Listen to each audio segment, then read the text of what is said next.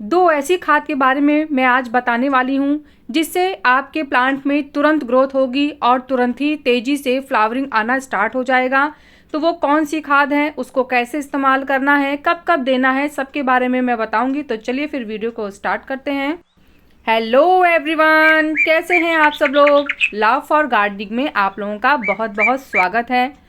तो आप लोगों की काफ़ी शिकायत आती है कि हमने सब कुछ ट्राई किया लेकिन उसके बाद भी हमारे प्लांट में ग्रोथ नहीं हो रही है।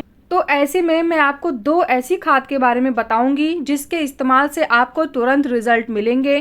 तो ये कौन सी खाद है, पहले मैं इसके बारे में बात करूंगी और उसके बाद उसे किस तरीके से देना है। तो आप वीडियो को पूरा देखिएगा क्योंकि पहले मैं आपको खाद के बारे में बताऊंगी कि उसे कैसे देना है, फिर उसके बारे में उसकी सावधानियां बताऊंगी और उसको अगर आप ज़्यादा दे देंगे या कम देंगे तो उससे क्या नुकसान पहुंचेगा हमारे पौधों को वो भी बताऊंगी। तो आपको वीडियो को पूरा देखना होगा, नहीं तो आधी अधूरी जानकारी लेंगे तो इससे भी आपके प्लांट को नुकसान पहुंच सकता है। तो चलिए सबसे पहले हम लोग बात कर लेते हैं कि हमें खाद कौन सी देनी है। तो जिन दो खादों के बारे में मैं बात कर रही थी उसमें सबसे पहले जो खाद है ये है एनपीके। तो ये एनपीके वाटर सॉल्युबल एनपीके है। इसे हमें प्लांट में कितना देना है, कब देना है, कैसे देना है और इसको देने से क्या फ़ायदे मिलेंगे और अगर आप थोड़ा कम या ज़्यादा कर देते हैं तो क्या नुकसान होंगे। तो पहले हम एनपीके के बारे में बात करते हैं। तो जो एनपीके आप देख रहे हैं इस समय ये 19-19-19 है। इसमें नाइट्रोजन, फॉस्फोरस और पोटेशियम तीनों इक्वल मात्रा में पाया जाता है। तो पहले मैं बताती हूँ इसे देना कैसे है, फिर मैं बताऊँगी इसके फ़ायदे और बाकी चीज़ें। तो मैंने यहाँ पे 1 लीटर पानी लिया है और 1 लीटर पानी में मैंने 1/4 चम्मच एनपीके घोल लिया है। तो ये नॉर्मल टैप का वाटर है, कोई अलग से पानी नहीं है जिसमें मैंने कुछ और मिक्स किया हो।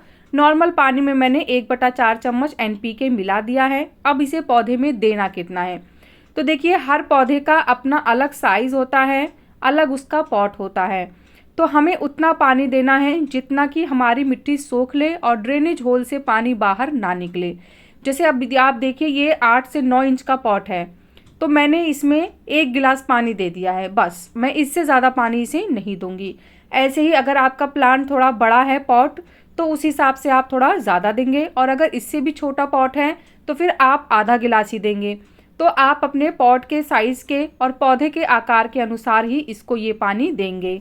अब बात करते हैं कि किन पौधों को देना है। तो देखिए जैसे कुछ पौधे ऐसे होते हैं जिनमें अभी ग्रोथ नहीं हो रही होती है या फिर ग्रोथ रुकी हुई है, बढ़ नहीं रही है, या फिर अगर ग्रोथ हो रही है पर बहुत धीमी धीमी हो रही है, तो ऐसे में आप एनपीके का इस्तेमाल कर सकते हैं क्योंकि इसमें तीनों चीज़ें बराबर मात्रा में पाई जाती हैं। तो ये हमारे पौधे के संपूर्ण विकास के लिए बहुत ही अच्छी होती हैं। लेकिन ये एक केमिकल फर्टिलाइज़र है तो ऐसे में हमें बहुत ध्यान से इसे देना होगा। मतलब मेरे कहने का ये है कि हमें इतना ही देना होगा जितना मैंने आपको बताया है और इसके ज़्यादा नहीं देना है। तो ये तो हो गया मिट्टी में देने के लिए। आप इसका स्प्रे भी कर सकते हैं। तो स्प्रे के लिए हमें क्या करना होगा, मैंने यहाँ पे एक बॉटल, जो स्प्रे बॉटल होती है उसमें मैंने 1 लीटर पानी ले लिया है। उसमें मैंने 1/4 चम्मच एनपीके मिला दिया है। अब हम क्या करेंगे, अब हम इसका स्प्रे करेंगे अपने प्लांट पे। तो मैंने आपको ये तो बता ही दिया था कि हमें इसे कैसे पौधों में करना है जिसमें ग्रोथ नहीं हो रही है या ग्रोथ बहुत धीमी हो रही है, बहुत स्लो हो गई है।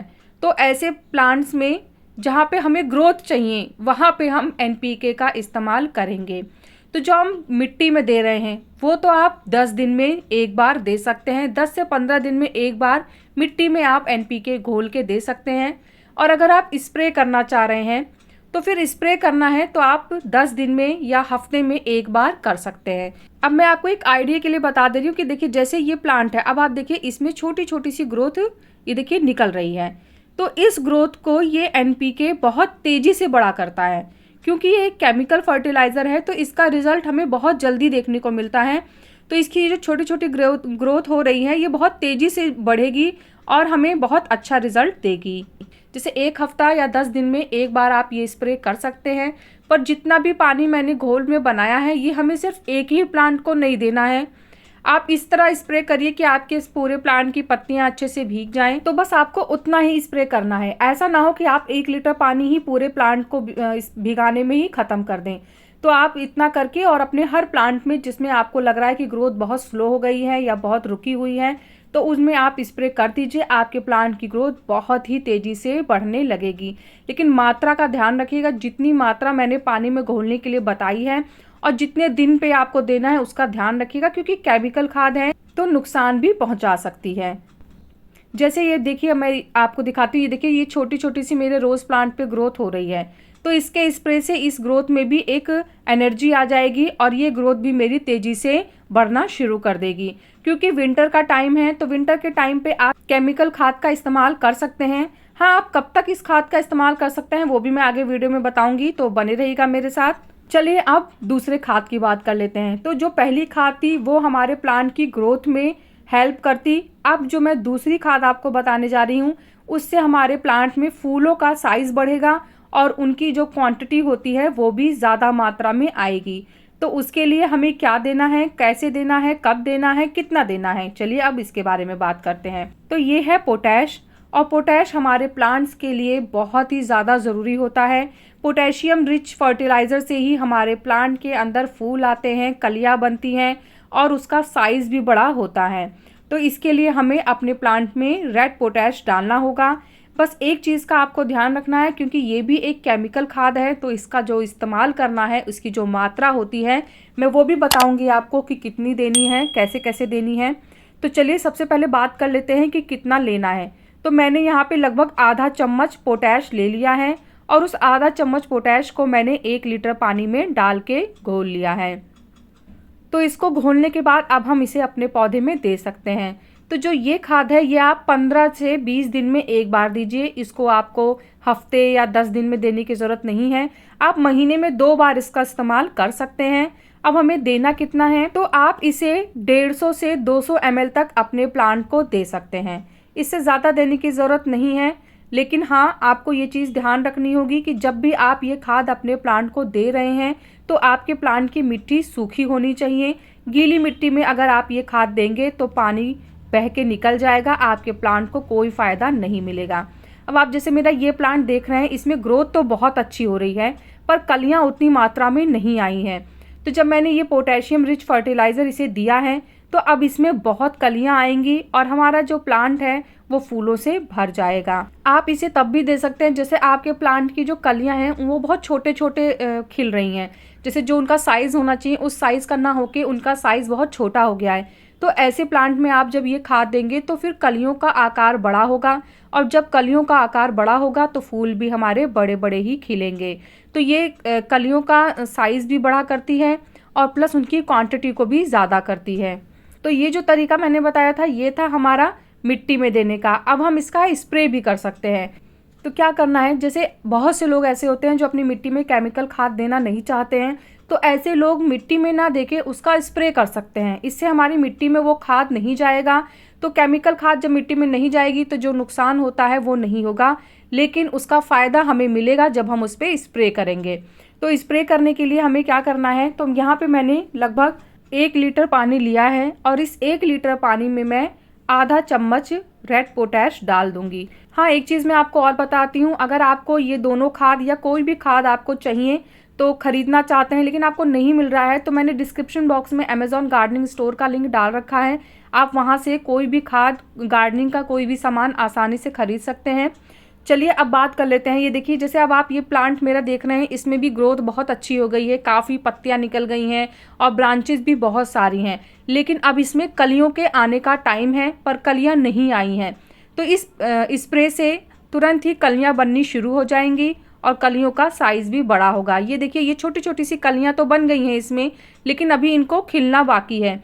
तो इस समय जब मैं इनको ये रेड पोटैश दे रही हूँ तो इससे क्या होगा कि ये बड़ी मात्रा में होंगी और इनका साइज़ भी काफ़ी बड़ा होगा। अब मैं आपको कुछ सावधानियां बताने वाली हूँ इन दोनों खाद से रिलेटेड।